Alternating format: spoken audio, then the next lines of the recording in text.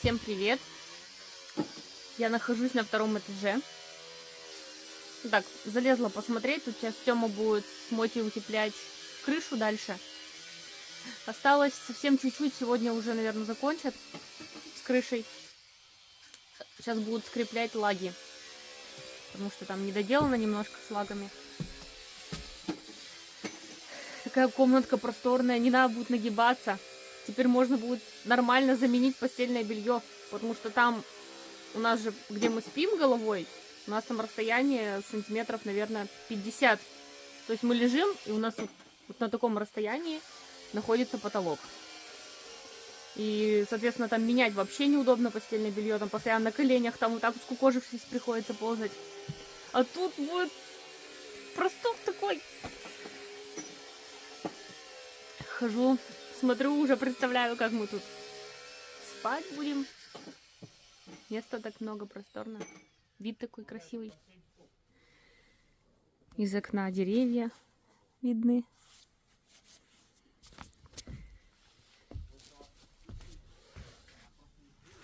Никак нарадоваться не могу.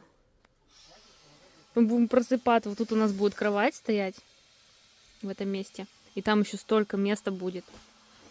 Здесь, ну, что-то типа тумбочки какой-то будет. Телевизор на этой стене висеть. Там такая свободная зона. Как раз будет местечко, где позаниматься можно. Я имею в виду там пресс покачать.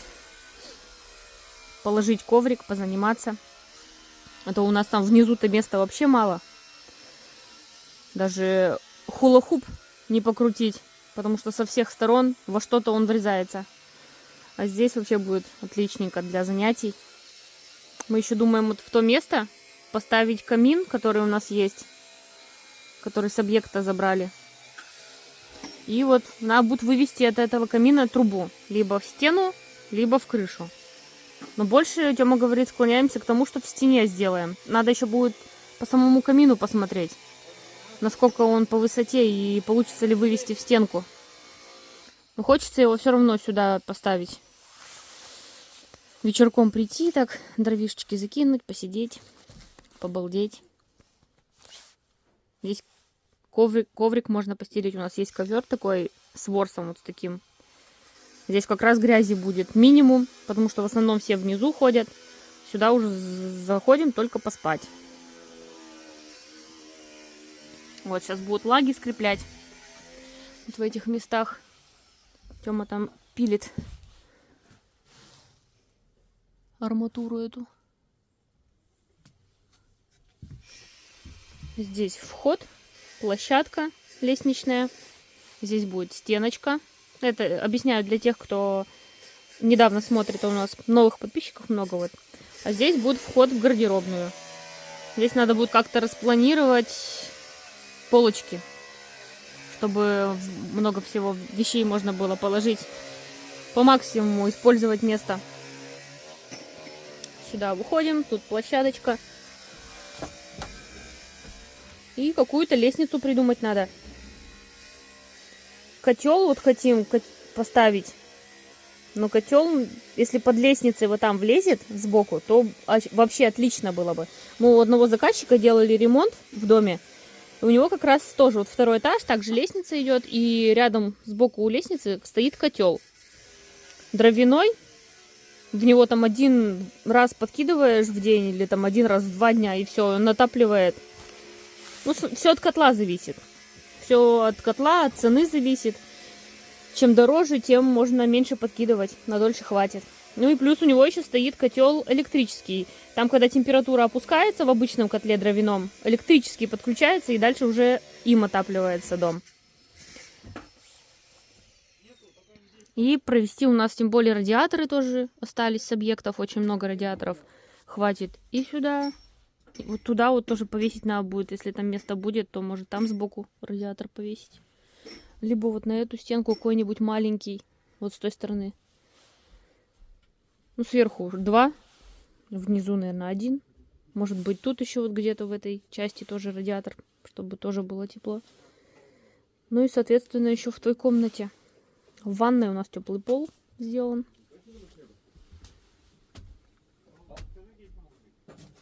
Там поворот не было. И вот одна единственная, которая не действительно. Да?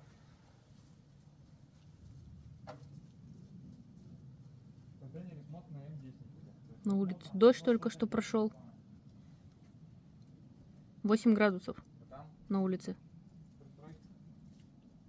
На следующей неделе потеплее будет.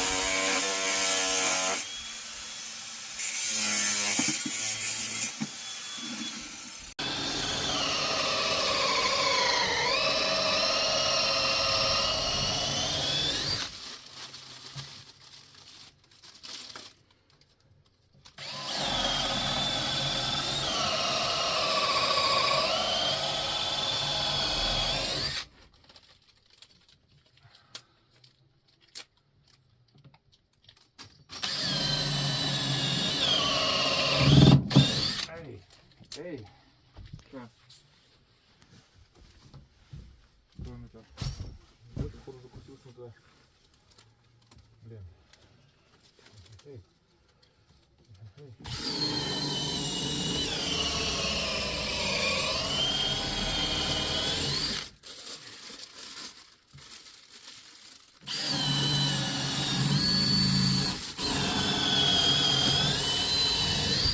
А вот где.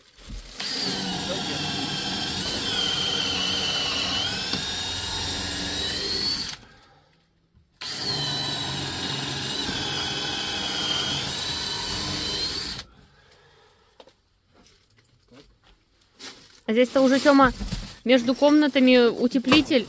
Здесь-то между комнатами утеплитель уже ветрозащитой, да, закрывается? Можно ветрозащита, и можно с одной стороны. Пароизоляцию, а с другой ветрозащитой. Без разницы, да? Вот молоток большой. Чтобы проветривалось. Там, тут пароизоляция. Да, тут обязательно пароизоляция. А, так сегодня должна приехать уже? Приехал. Ой, Привез уже. пенополистирол, точнее, сегодня должен приехать. Для утепления, для бочки. Потому что вчера машину отправили, сегодня должна приехать.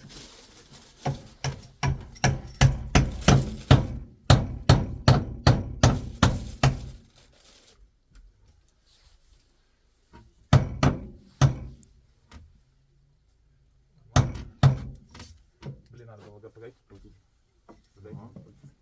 Так я тебе что и делаю, сразу все. Не сюда, ту дырку. А, ту дырку.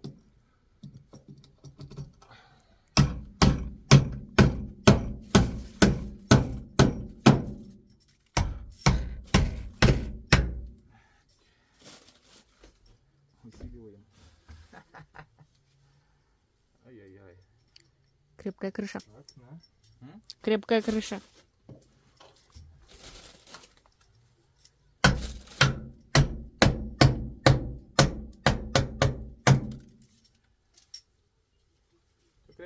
Крепкая, говорю, крыша будет. Ну и сейчас уже крепкая. Сойдет. Крыша такая, что сойдет, как бы. Пивасиком потянет. А? Или по пивко.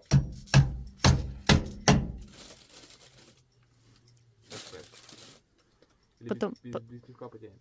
да и без него потянет. По-всякому. Потом будем тут сидеть зимой. Тепло будет, хорошо. Каминчик затопим. Это все крутые, я буду все закладывать. А, блин, запилить. Да? И прямо впадаю в гвоздь, нахуй. Смотрите, вот на Зевса опять. Все от него уже закрыли. Все равно ему туда надо. Климуте? Ходит. патруль. Как так-то? У нас еще есть второй сверло маленькое. А? Второй сверло еще есть маленькое. А, вот. Сейчас только что девушка проходила и взяла вот сюда. Между воротами, вот это, где синяя штука стоит, она не стояла. Она взяла, зачем-то пальцы засунула туда Зевсу. А если бы откусил, кто виноват был бы?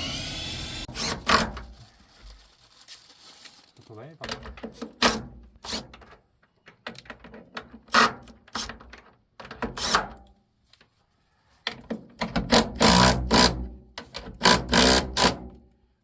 Гравер, конечно, слизывается. Очень хорошо.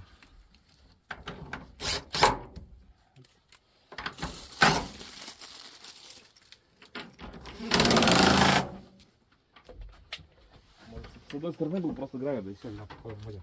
Ну так и так, с одной стороны гравер, а?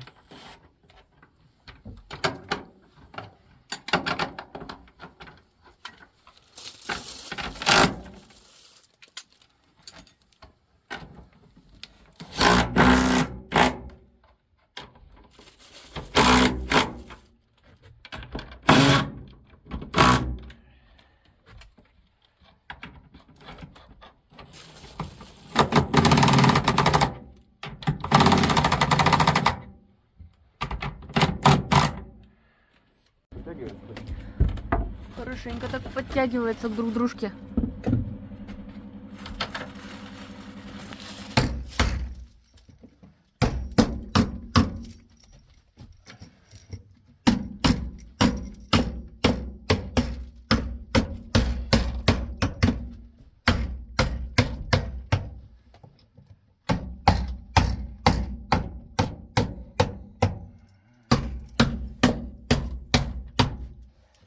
Везде на хотя бы по одной без гравера. Да, так лучше будет. Она будет, говорю, хотя бы одной. Тут есть с двух сторон. Я говорю, с той стороны, где гравера нет, я буду затягивать. А с этой стороны, где гравер есть, он будет притягивать. И будет как бы распирать. Это я понимаю. Я о том, что надо вот эти, которые без гравера, вообще каждую распихать. Ты вообще смотрел, что где гравер вообще крутить особо нельзя даже. Он должен притянуться. Знаешь? Вот так вот притянуться. С этой стороны. И все. И держать упор.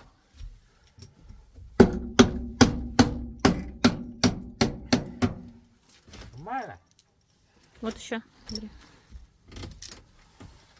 Лучше сделать, чем не сделать, да?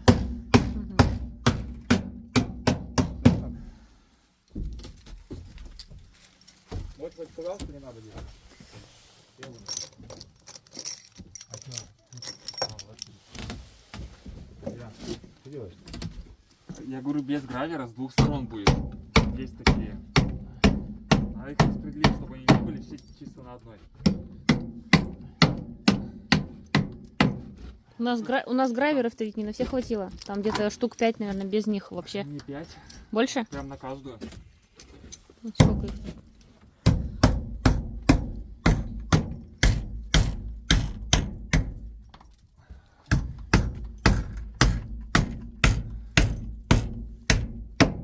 Вот эту я с другой стороны ставлю. Вы скажете, херню занимаете, да? Почему? А мы пристройку, мы дом пристройку пристроили. На, Тёма, на. Пристройку, точнее дом к пристройке, да. Потому что здесь больше места. А эту я с той стороны подал. Мини-домик. Мы пристроили, получается, 75 квадратов, да? Ну, как бы 66, 36, может на 2, это 72. Ну вот, учесть, что толщина стены минус. Минус веранда и минус вот это. Вот это место. То есть, как бы, получается меньше. Но для нас это уже хорошо. Да, конечно. Дополнительные помещения такие появились. Потом в бытовке жили. Помещение для бочки.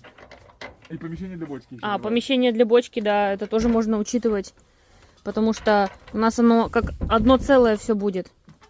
Обошьем сайдингом, вот кто про помещение для бочки спрашивал, обошьем сайдингом полностью с домом. Ага, хотела открыть окно, тут ручки нету.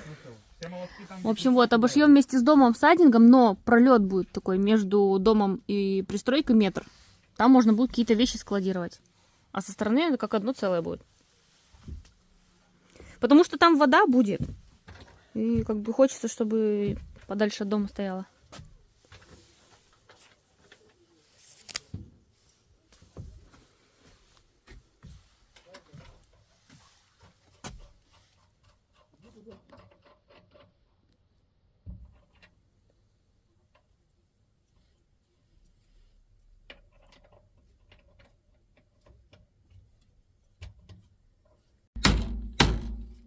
Кто тут у нас такой потягушечка стоит?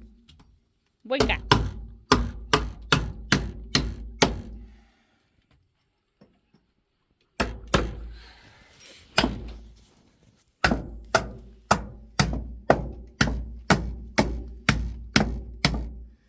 Еще? Не наступай сюда, она не пригрушена. Я не наступаю. Я так, чуть-чуть. Я не наступаю, я чуть-чуть наступаю.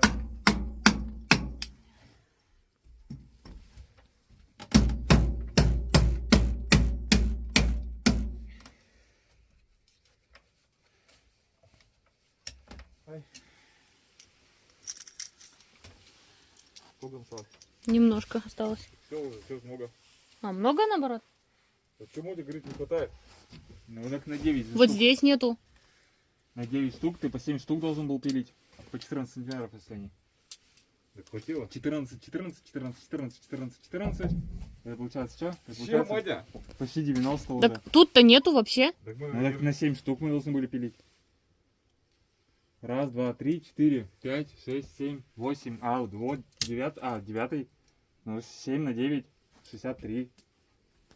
У нас же получается 8 пролетов плюс одну еще пильнули. 8 на 8. 4, 5, 6, 7, Всё 8, правильно 9, было 10. бы. Тут 10 штук еще есть. А у тебя сколько? 4, да? Так, то есть остается еще? Где говоришь, что Ну остается? значит они не метровые были. Значит они длиннее были. Так осталось-то не с хрен. 10. Ну так они 8-метровые должны были быть. И ты пилил по 14 сантиметров. Осталось В таком 6 штук. случае должно было как раз хватать. 6 штук осталось. Что за малышки такие? Маленькие, красненькие и такие маленькие. Особенно вот этот вот.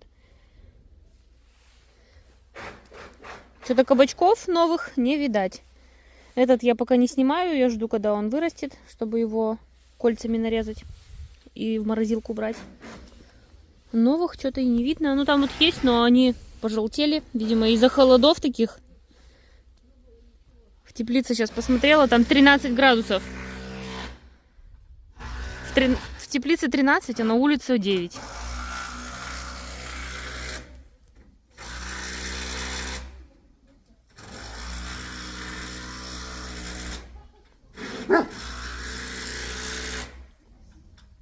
Зевсушка! Зевс!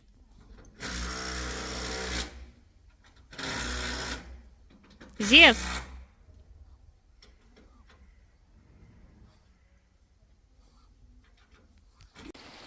У нас тут поливало так сейчас хорошо, пока мы обедали. Уже потише стал.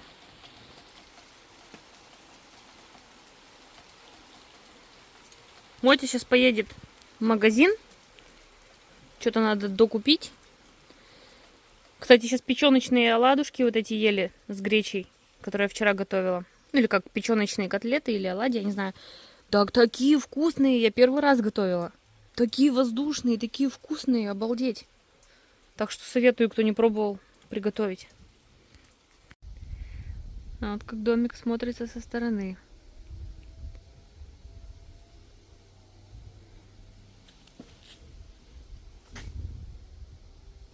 Красиво. С сайдингом будет вообще конфетка.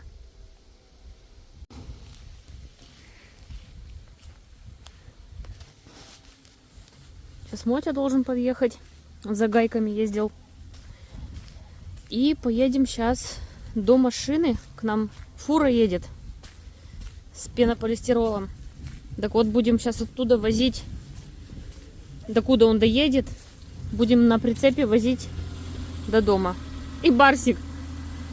Тёма едет, и Барсик на машине. Деловой.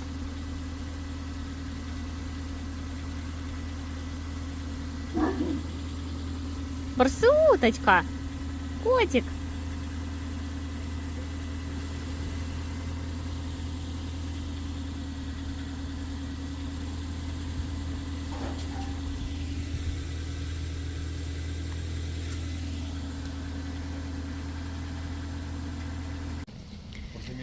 Что, ребят, выгрузили из машины. Теперь осталось довести до дома.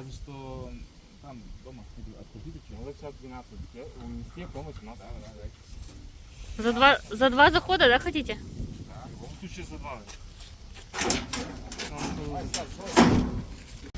Привезли за 3 захода. За 3 захода. Тёма с Мотей уезжали.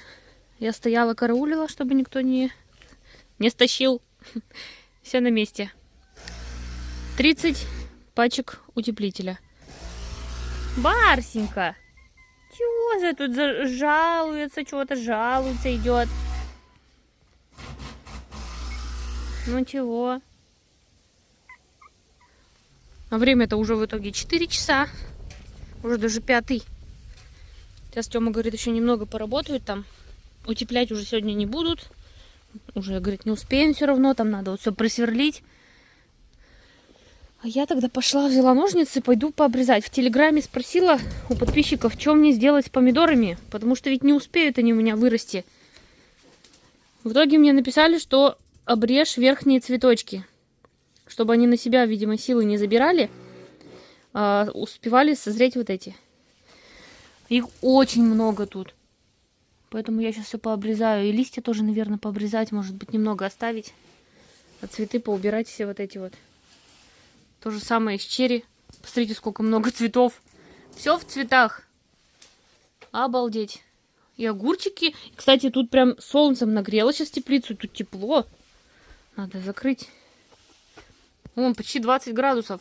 А на улице 11. На солнышке пригрело. Только запотело все. Парсик, это ты тут? Возмущаешься?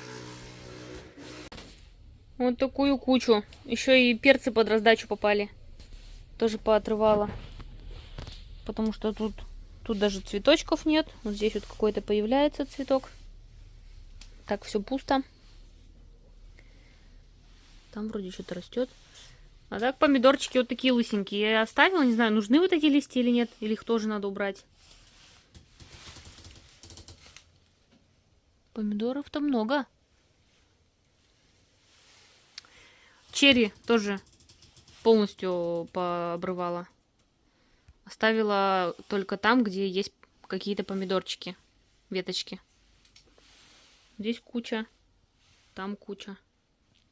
Сейчас, ребят, буду готовить печенье со сгущенкой вареной. Мне для этого нужно будет яйца, разрыхлитель, ванилин, сахарная пудра, сливки 10%, щепотка соли, мука. Это для самого печенья. И для начинки грецкий орех и вареная сгущенка нужно будет. Сначала смешиваю муку просеянную с разрыхлителем, ванилином. 1 грамм здесь у меня. И сахарной пудрой. И щепоточку соли. Все это по-хорошему перемешиваем. А, забыла сказать, еще сливочное масло. Оно у меня просто уже в холодильнике нарезанное лежит. Надо, чтобы оно холодное было. Я его заранее нарезала. И убрала в холодильник. Пока остальное подготавливала.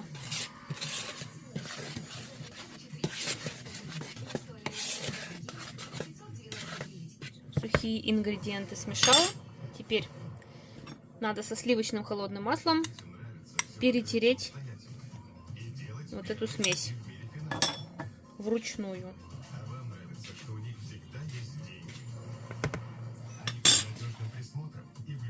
В крошку.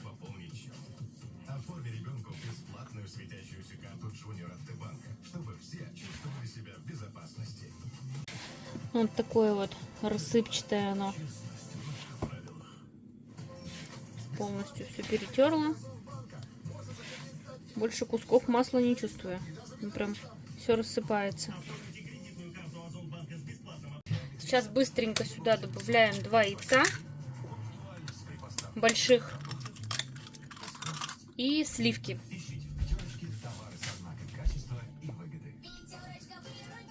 И перемешиваем по-быстрому. Замешиваем тесто, убираем его в холодильник минут на 30. А еще в конце, когда уже печенье будет полностью готово, с начинкой надо будет окунуть в яблочном соке. Я в рецепте укажу, сколько чего.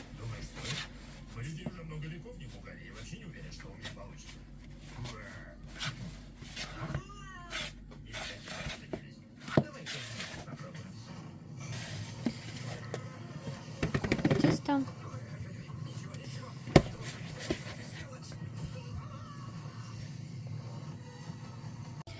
У нас прошел уже почти час аж. Сейчас буду готовить, катать шарики примерно по 25 примерно грамм.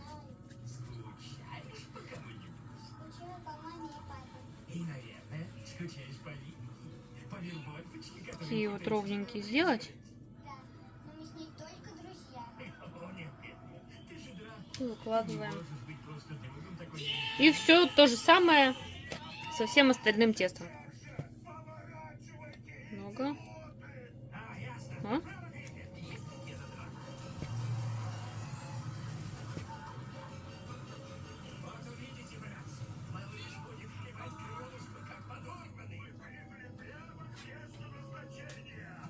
Накатала шарики. Примерно все одинаковые по размеру. Духовку нагреваем до 165, максимум до 170 градусов. Выпекаться будут примерно 20 минут. Я очень надеюсь, что они у меня не лопнут. Должны, по идее, такие ровненькие и остаться. Там уже увидим, что выйдет. Достала. Остудила немного. Они все равно потрескались. Но уж как есть, так есть. Что поделаешь. Сейчас вот с помощью вот этой штучки выковыриваю серединку. И со всеми печеньками сейчас надо так сделать. Немножечко так прокручиваю. И потом так подковыриваю и удаляю. Я уже практически все сделала. Вот такие вот серединки. Сюда беру сгущенку, внутрь добавляю.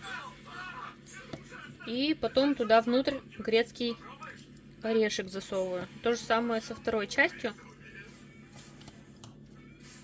Сгущенка и грецкий орешек.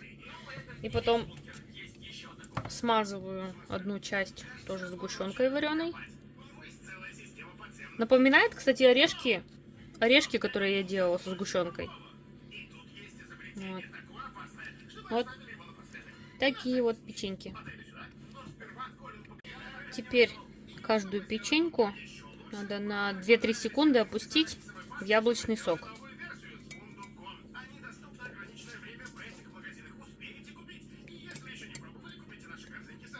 Достаем и обмакиваем в сахаре.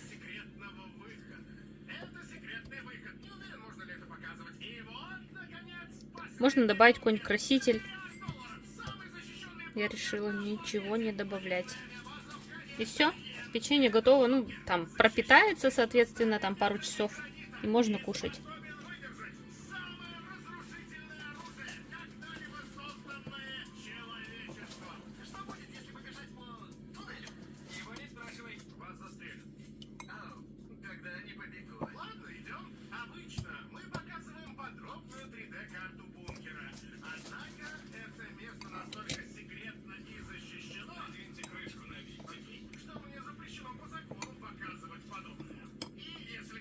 Чудом вы пройдете мимо